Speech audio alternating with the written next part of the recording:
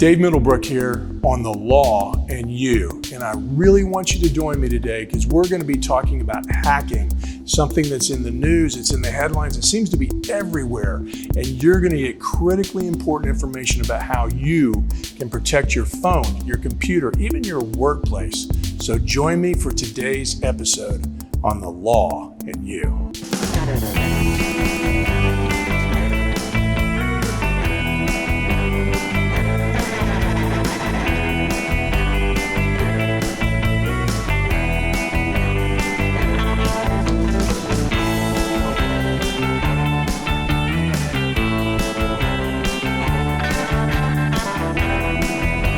Dave Middlebrook here with The Law and You. So excited about the topic that we're going to be discussing today. At The Law and You, we bring legal issues to you. We try to explain them. We try to get knowledge to you so that you can better navigate this complicated world in which we live. And today, we're going to be talking about hacking.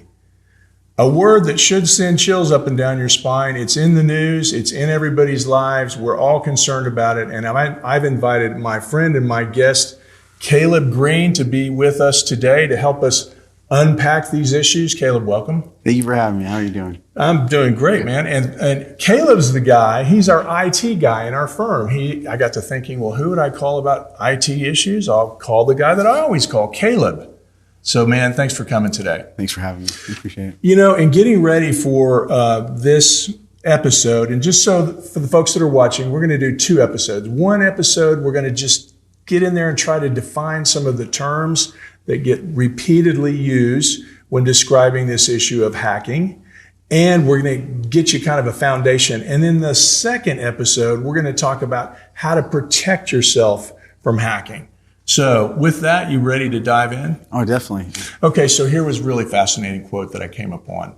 Arthur Clarke, the famous science fiction writer, 2001 Space Odyssey, had this quote, and it really struck me. I want to read it because I want to get it exactly correct. Any sufficiently advanced technology is indistinguishable from magic. Oh, wow. Yeah. Let that kind of rest it for a moment because I want to talk about this thing. Have you ever seen one of these before? A couple times. Yeah, a couple times. Where are the wires? I don't see any. Yeah, this is not merely a phone. This is my life, my electronic life. I mean, back in the day, if you wanted to see a picture of my family, I'd get out my wallet. Now, get out my phone. Banking information about how to log on to various networks, et cetera. I mean, this is a treasure trove of information, right? You're right. It is.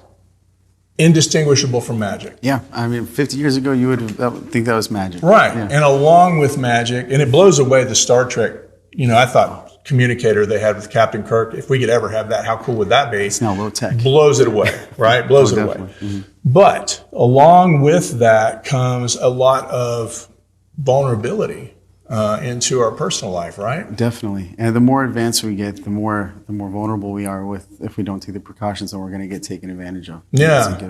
Here's another thing that really struck me when I was doing my research here. 30 billion internet connected devices 2020. And that includes computers and tablets and smartphones and wireless internet, et cetera. Yeah. Growing dramatically because they're adding stuff like home security cameras, even refrigerators. Yeah, it is My crazy. wife and I were in the market for a refrigerator recently, and that was one of the questions I got asked is, do you want your refrigerator connected to the internet? And my first question was, why? Yeah, what's the purpose? Yeah, what's the purpose of that? I'll tell you when you need more milk. Yeah, exactly, more exposure. Yeah. So here's what I'd like to do today, Caleb, is I saw repeatedly these terms, and I think it would be helpful to folks if we took the time and just kind of explained to them these terms, all right? Yeah. But before we dive into that, I want to really stress the fact that this is not theoretical. This is applied. I mean, this happens to folks. This is real life, yeah. Just give me a war story.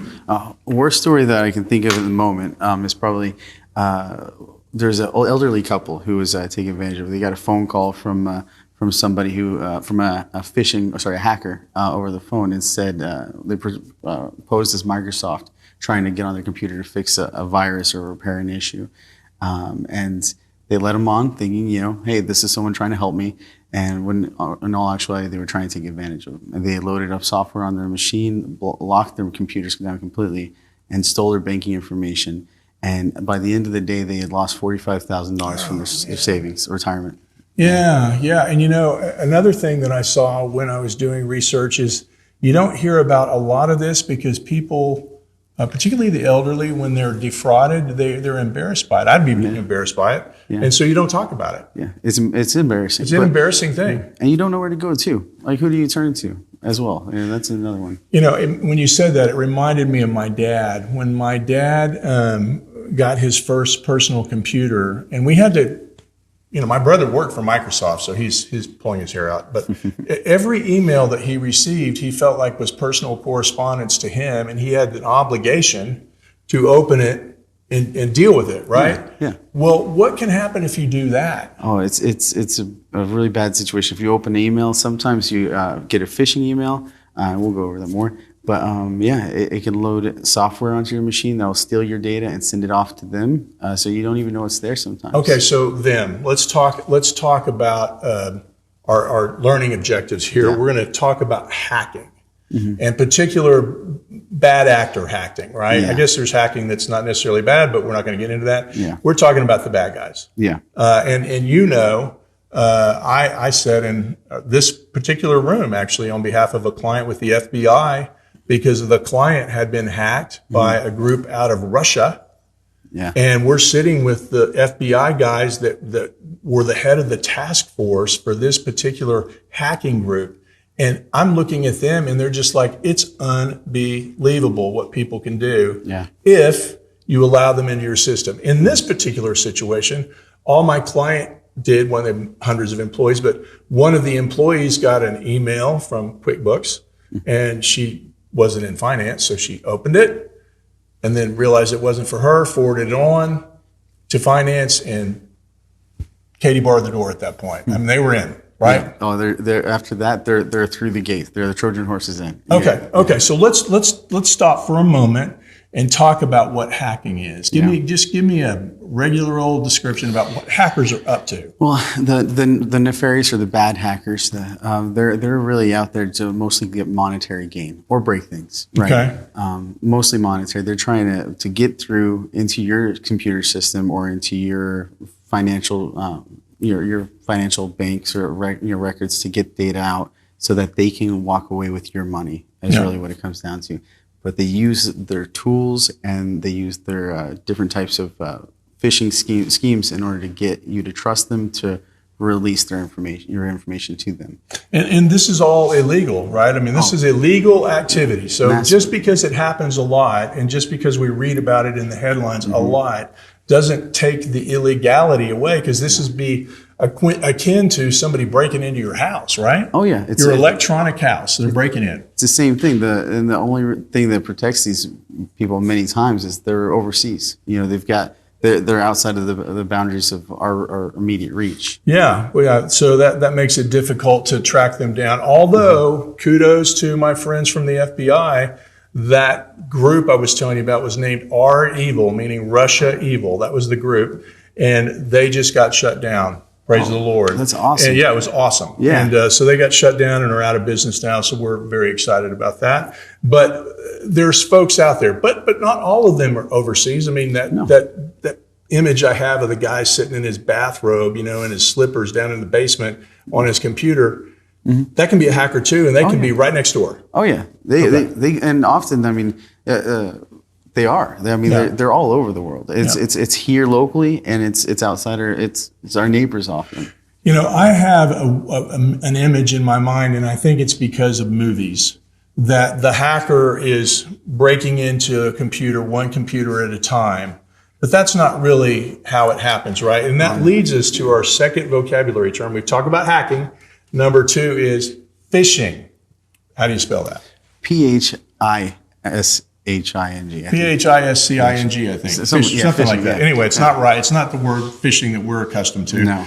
But they call it phishing because they're throwing out lures, thousands and hundreds of thousands of lures to see who bites, who opens that email, who does that, and then boom, they got something on the line. Oh yeah. And Okay. they're doing it all at once. Okay. So talk about phishing. It's actually a pretty automated process for the actual hackers. So what they'll do is they'll gather up a whole bunch of contact information, emails, and they'll put together a phishing email, and then they'll send it out to multiple at one time, like hundreds of thousands sometimes of people will get it.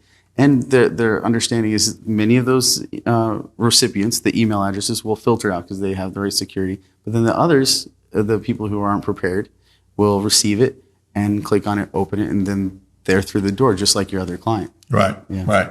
So in terms of phishing, what can people be mindful of to avoid getting hacked from a phishing email? Well, one, never open up an email that you've not from an email address that you've not sent correspondence to before. Okay. Sent or received.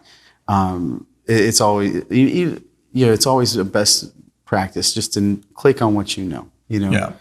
So just be hesitant. But also, there's also things in place such as email security you might want to look at. Our email, and you know this, I'm preaching to the choir here because you put it in place. But when we get an email from an unknown source, it pops up a little notice that says, do you trust this source?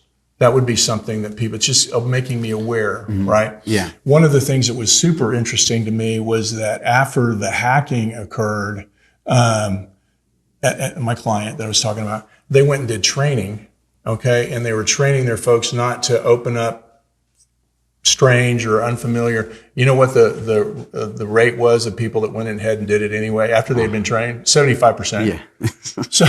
So I mean, this is a real issue, right? Yeah. Okay, it's a real issue. Yeah. And it gets even more serious as these things, like we were talking about the iPhone or the Android device. By the way, when did this come out? What do you recall about this? Oh goodness, I seem to. We were talking about this before. It was 2008, I think you said. 2008. Yeah. 2008. Yeah. it seems like it's been in our lives forever. Forever. Yeah. I remember specifically the time I saw my first iPhone. I was going down an escalator, and one of my colleagues, I was a BlackBerry guy. I mean, literally everywhere I went, my BlackBerry went, much like my iPhone now. But he showed it to me, and I thought, well, that's going to be a complete loser. Where's the keyboard? Yeah. I had no concept even of what a smartphone would be. And now I don't go really anywhere without my phone. Do you? I mean, no, not at all. Underwater, Yeah.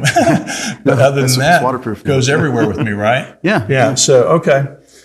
So we've talked about hacking. We talked about phishing. Another term that came up a lot in kind of reading articles about this was two-step verification. So tell us what that means. So two-step verification, it's really important to have. It actually applies to your email accounts, your banking accounts. Basically, it's an extra step of security, an extra layer of security. So it prevents a hacker who might have your password or who might have your username and password from actually gaining access to your information. So it requires an extra step. What will happen is you'll log into your account and it'll send you a text message or possibly an email saying, is this an actual valid attempt? Or you have to use that password. Or password, exactly. Totally a pain, but super important. But it secures you so much. It's worth it. Okay, so oftentimes when people are loading up software for the first time or they're going to a website for the first time, they'll ask the question, do you want two-step verification? And your answer is? Always yes. Always yes. Always okay, yes. Well, no ambiguity there. All right, so the next one is disturbing to me. And I'll tell you why, because I don't know how to do it. And it sounds like when I talk to you that I absolutely should. And that is something called VPN. Yes. Yeah. Okay, so what are the letters VPN stand for? VPN stands for Virtual Private Network. Okay. Yeah. Okay, so our conversation about VPN came up because we were recently out of town, and one of the people that we were traveling with, I said, by the way, here's the password for the hotel Wi-Fi. And the response I received back kind of surprised me because we weren't at some motel, we're at a nice place. And the response I got back was, Oh no, I don't log on to local Wi-Fi's because I don't want my phone to get hacked. And you know what my first thought was? Silly. That's really silly. That's overdoing it. Oh yeah. And then I asked you about it, and you said, "Oh no, she's absolutely right." I was absolutely wrong. Yeah, Just like my prediction about the success of this device on VPNs, I was absolutely wrong. Yeah. All right, so I travel a lot of people watching, they travel a lot, or they're at Starbucks. Starbucks has got their Wi-Fi. I was in Starbucks this morning, packed, people on the Wi-Fi.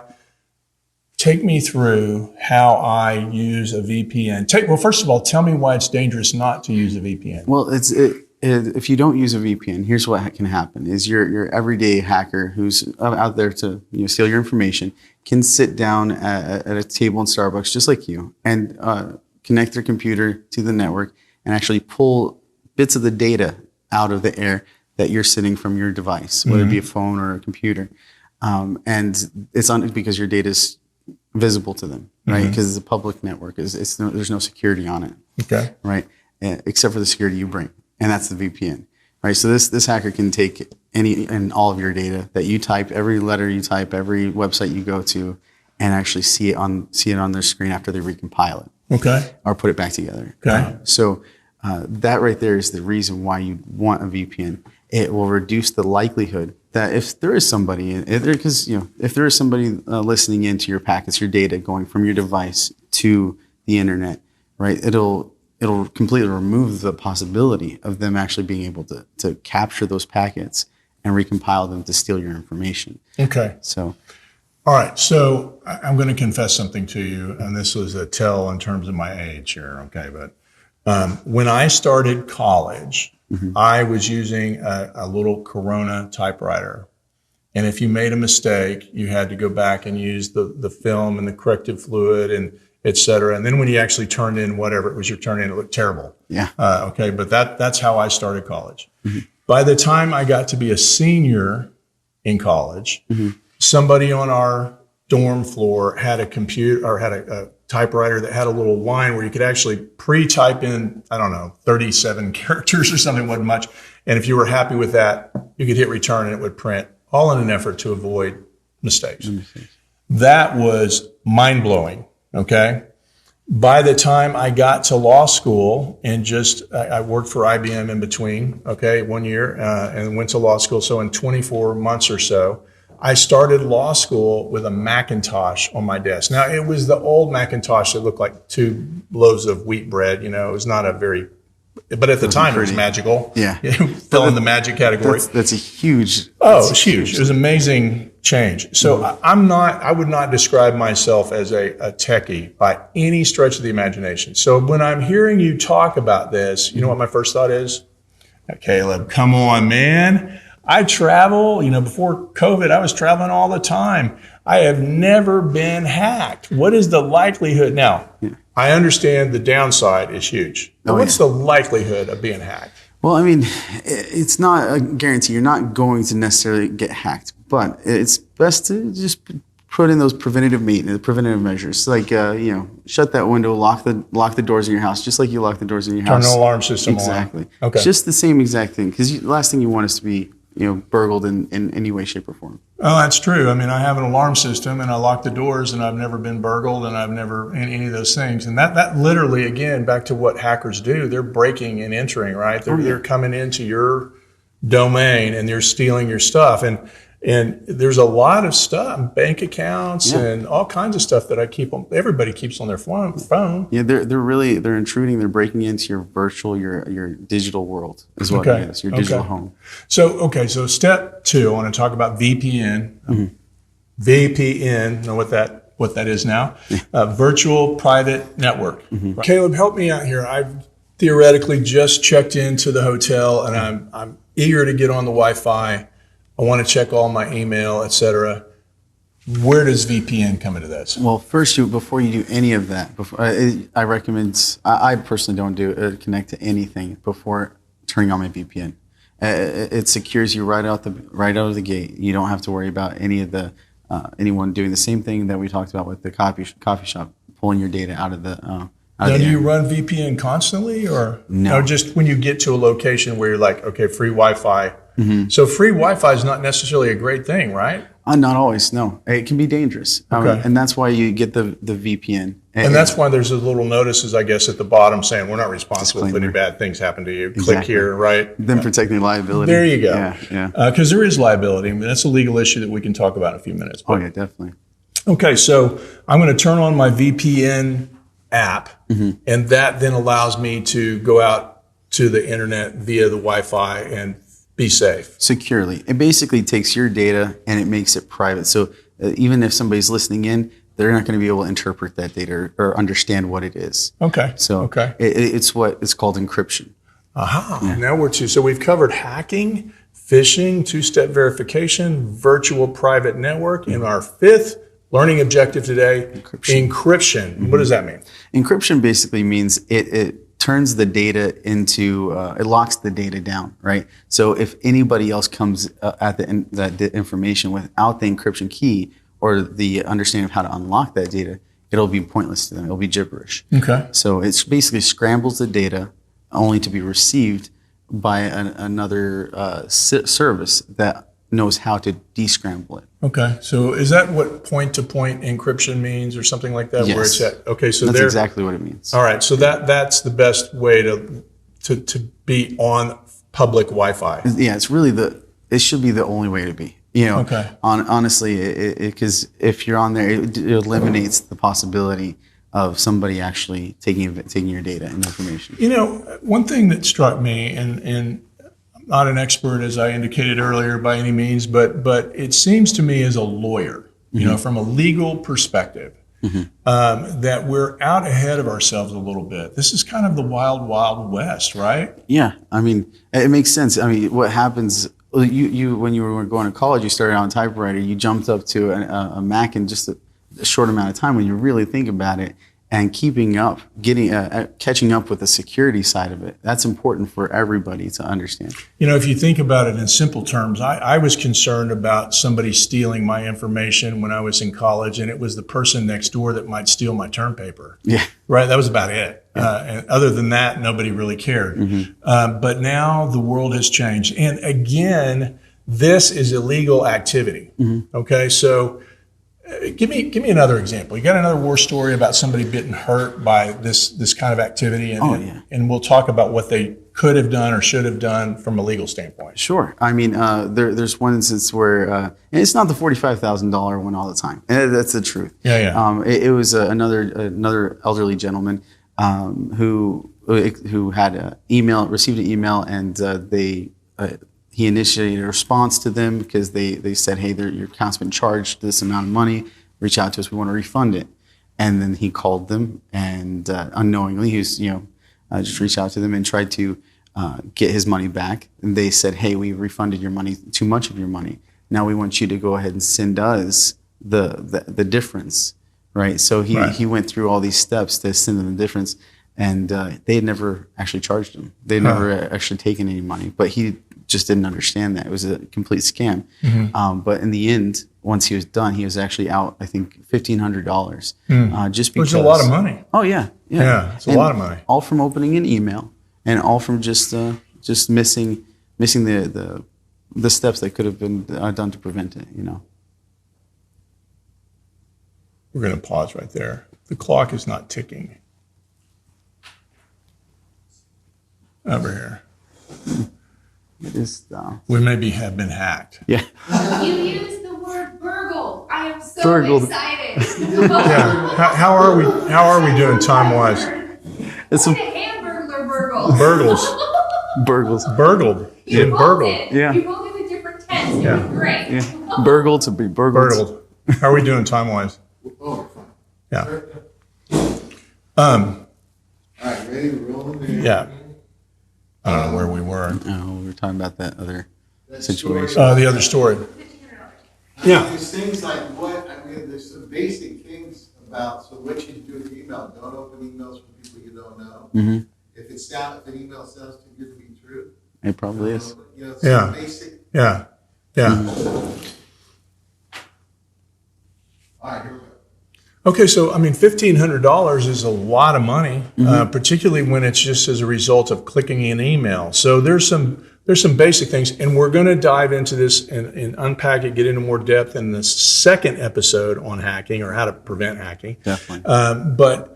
But for someone like that, I think the question that I'm often asked if something bad has happened out there in the cyber world is, what do I do? What do I do? What would your reaction be?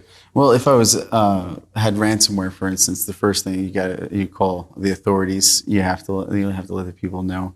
But you disconnect the first thing you do immediately is you disconnect your computer from the internet. Okay. Remove the person's ability to connect any further and do any further damage. Now, I don't have to put it in the microwave and fry it and stuff like on the movies, right? I wouldn't recommend No. that. Just unplug it. Just unplug it. Get off the internet. Get off the internet. Get off the internet. Call a professional. Yeah, call. And I would also remind folks that again, this is a crime. Mm-hmm. I mean, the state, local, law enforcement is interested in this. Yeah. And as you move up the chain, there's cyber crime task force. State attorney generals will have cyber crime task force that they can contact and make sure that they know. Now, there may not be any remedy necessarily. They're not necessarily going to get their money back, but at least as a good citizen, you're letting law enforcement know, hey, this is happening. Yeah.